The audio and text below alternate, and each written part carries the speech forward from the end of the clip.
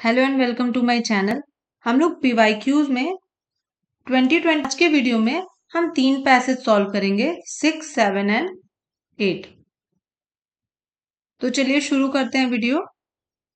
Passage 6 है, we take it for granted now that science has social responsibility.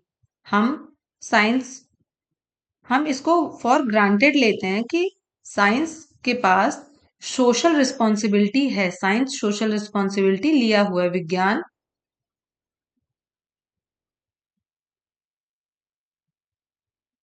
सामाजिक दायित्व पर निर्भर करता है। नेक्स्ट लाइन है, the idea would not have occurred to Newton और Galileo, they thought of science as an account of world as it is. उस time ये आइडिया न्यूटन और गैलीलियो को नहीं आया था, उन्होंने साइंस को जैसा वर्ल्ड देखना चाहता था बस वैसे ही रखा। And the only responsibility that they acknowledge was to tell the truth. उन्होंने सिर्फ उस टाइम सच्चाई बताई, जो साइंस के थ्रू उनको पता चल रहा था वही बताया। नेक्स्ट है, the idea that science is a social enterprise. ये जो आइडिया आया कि जो विज्ञान है वो सामाजिक एंटरप्राइज हो सकता है, सोशल एंटरप्राइज हो सकता है, इज मॉडर्न। ये आज की थॉट है, ये पैसेज कह रहा है ये आज की थॉट है, मॉडर्न थॉट है। And begins at the industrial revolution, और ये कब से बिगिन हुआ? इंडस्ट्रियल रेवोल्यूशन से। We are surprised that we cannot trace a social sense further back. Surprise है कि हमने ये पहले क्यों नहीं ट्रेस किया, सोशल सेंस जो है ये हमने पहले क्यों नहीं समझा। बिकॉज कह रहा है क्योंकि we nurse the illusion that the industrial revolution ended golden age. हमने ऐसा इल्यूजन सोच लिया था, इल्यूजन कर लिया था कि जो इंडस्ट्रियल रेवोल्यूशन है वो हमारे गोल्डन एज को खत्म कर रहा है। तो चलिए इससे रिलेटेड क्वेश्चन देख लेते हैं। क्वेश्चन क्या कह रहा है, Which one of the following statement best reflect the thinking of the author? Author की थिंकिंग पूछा है तो हम पैसेज के हिसाब से ही आंसर देंगे इसमें। अबाउट दी साइंस, साइंस को लेके ऑथर इसमें क्या सोच रहा है। ऑप्शन ए कह रहा है science must value the commitment of the scientist.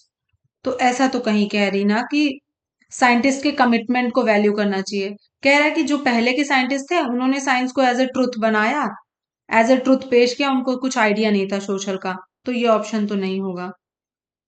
Next कह रहा है science is a product of civilise society and must be use for promotion of scientific awareness in people. कहीं भी प्रमोशन ऑफ साइंटिफिक अवेयरनेस की बात नहीं कर रहा है पैसेज, और ना ही सिविलाइज सोसाइटी की।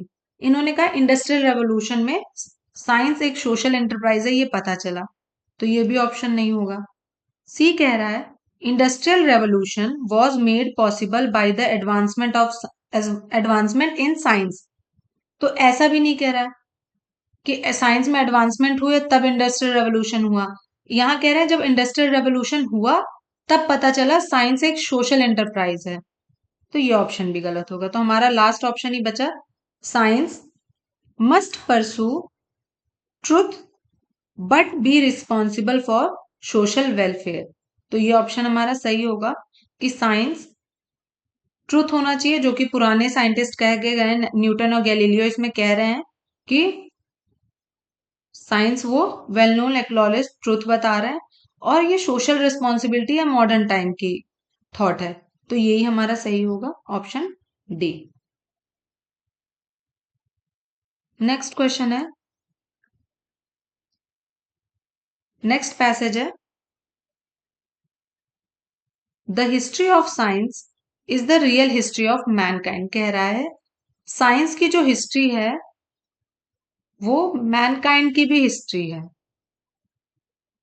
ह्यूमंस की भी हिस्ट्री वही है जो साइंस की हिस्ट्री है। पहली लाइन कह रहा है पैसेज का। नेक्स्ट है, in the striking epigram 19th century writer links science with its background. Science को 19th सेंचुरी के जो राइटर्स हैं वो साइंस को ह्यूमन बैकग्राउंड से जोड़ते हैं। Like most epigram it's power lies in emphasizing bye contrast an aspect of truth which may be easily overlooked. In this case, it is easy to overlook the relation between science and mankind. कह रहा है easy है science और Mankind के relation को overlook करना। and to treat the forever as some abstract third party, which can sometimes be praised for its beneficial influences, but frequently and conveniently blamed for the horror of war. Sometimes तो Mankind और science को press करना फायदेमंद है, कह रहा है फायदेमंद है, इन्फ्लुएंशियल है, बट समटाइम वो ब्लेम करते हैं कि इतनी जो वॉर्स हुई हैं, जो वॉर्स के जो हॉरर्स हैं, जो लड़ाई के भयानक दृश्य हैं। नेक्स्ट लाइन कह रहा है science and Mankind can not be divorced. तो इसका मतलब है साइंस, विज्ञान और ह्यूमन मैनकाइंड को अलग नहीं किया जा सकता from time to time at man convenience. मतलब ऐसा नहीं है कि मैन आज चाहता है तो आज साइंस और मैनकाइंड अलग हो जाए, ये ह्यूमन कन्वीनियंस से नहीं होगा। नेक्स्ट लाइन है yet we have seen that in spite of countless opportunities of improvement the opening year of the present period of civilisation have been dominated by international conflict. ये line कह रहा है कि हमारे पास काउंटलेस अपॉर्चुनिटी थी improvement की, सुधार करने की, बट फिर भी सिविलाइजेशन के स्टार्टिंग के पीरियड में हम लोग इंटरनेशनल कॉन्फ्लिक्ट्स होते थे या युद्ध और लड़ाइयां होती थी। Is this the inevitable result of the progress of science और does the fault lie elsewhere. तो ये ऑथर यहाँ पे लास्ट लाइन में क्या कहना चाह रहा है कि क्या ये जो साइंस की बढ़ोतरी हो रही है इसके रिजल्ट इनएविटेबल है, मतलब इसको बदला नहीं जा सकता, क्या ये इसके कारण हो रहा है या फिर गलती कहीं और है। अभी ऑथर खुद भी कंफर्म नहीं है लास्ट लाइन में, क्योंकि क्वेश्चन मार्क लगा है तो ऑथर वो खुद कंफ्यूज है कि क्या ये साइंस के प्रोग्रेस का नतीजा है जो लड़ाई हो रही है जो बदला नहीं जा सकता, कि कहीं और गलती है। तो चलिए क्वेश्चन देख लेते हैं। Which of the following is are emphatically conveyed by the author of the passage. Empathy के साथ, समानुभूति के साथ, समानुभूति के साथ ऑथर क्या कहना चाहता है, इक्वल फीलिंग के साथ, एम्पैथेटिक फीलिंग के साथ। पहला ऑप्शन है without science mankind could not have continued to exist till today.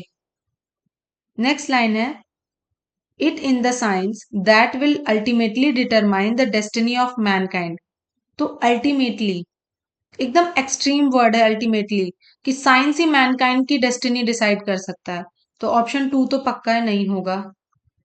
First option क्या कह रहा है without science mankind could not have continued to exist till today.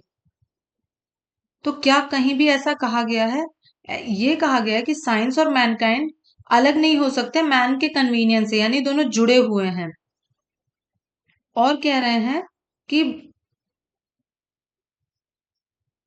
Without science mankind could not have continued to exist till today, ऐसा भी कहीं नहीं कहा गया, तो हमारा ये भी गलत होगा। तो ऑप्शन सही हो जाएगा option D, neither one nor to.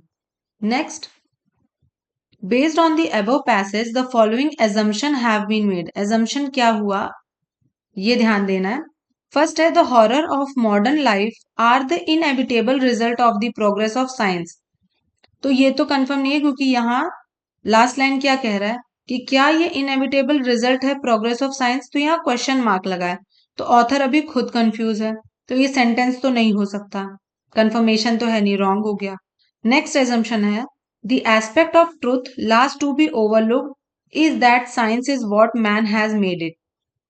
तो मैन ने साइंस को ऐसे नहीं बनाया है, तो ये भी गलत होगा, तो हमारा ऑप्शन हो जाएगा D, neither one not two. Next,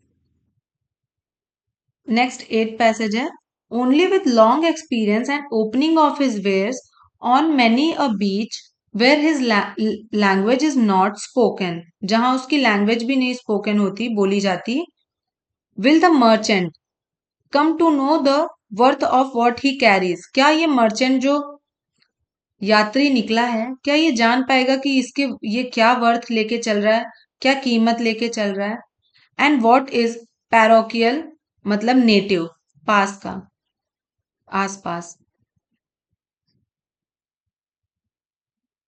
and what is universal in his choice, कि क्या उसके नेटिव प्लेस का है और क्या यूनिवर्सल है पूरे ब्रह्मांड में, क्या वो जान पाएगा। सच डेलिकेट गुड्स, कुछ ही बहुत नाजुक गुड्स हैं जैसे जस्टिस न्याय, लव प्यार, ऑनर इज्जत, कर्टसी सम्मान, and indeed all the things we care for, जिसके लिए हम चिंता करते हैं, are valid everywhere but they are variously moulded and often differently handle. ये मिलते तो हर जगह हैं पर हर जगह कोई ना कोई उसको अलग तरह से घुमा देता है और अलग अलग तरीके से हैंडल करता है। तो अभी तक पैसेज ये कह रहा है कि एक मर्चेंट निकला है घूमने, तो वो एक ऐसे बीच पे जाता है जहां उसकी लैंग्वेज भी नहीं बोली जाती, तो क्या ये मर्चेंट समझ पा रहा है सब कुछ। नेक्स्ट लाइन कह रहा है sometimes nearly unrecognisable if you meet them in a foreign land. Sometimes तो वो पहचाने भी नहीं जाते जब फॉरेन लैंड में होते कि कैसे वो लव दिखा रहे हैं या जस्टिस दे रहे हैं। And the art of learning fundamental common values is perhaps the greatest gain of travel. और यही सब फंडामेंटल वैल्यूज सीखना ना ट्रैवल का ग्रेटेस्ट गेन है, ट्रैवल की गेन है। To those who wish to live ease among their fellows, जो ऐसे रहना चाहते हैं। तो क्वेश्चन देख लेते हैं। When we meet other people while travel we learn to differentiate between, किसके बीच में डिफरेंशिएट करना चाहता author, imagination and understanding, imagination की कहीं बात नहीं हुई यहाँ पे। कम्युनिटीज एंड नेशनैलिटीज नहीं, यहाँ पे बात हो रही है, ऑप्शन सी सही होगा, लोकल वैल्यूज, क्योंकि कह रहे हैं what is parochial and what is universal in his choice, and universal values ये सीख रहा है। नेक्स्ट क्वेश्चन है with reference to the above passage of the following assumption have been made, क्या assumption बनाया गया है। Travel leads to an understanding of humans, travel इंसानों को समझने में मदद करता है। नेक्स्ट है travel helps those who wish to learn fundamental common value, तो हाँ यहाँ पे कहा गया कि वो जाता है फॉरेन लैंड पे जहाँ पे अलग अलग वैल्यूज है, वो समझ नहीं पाता, बट मर्चेंट अगर घूमेगा ट्रैवल करेगा तो उसको समझ में आएगा, तो सेकंड तो ट्रू है एजम्पशन।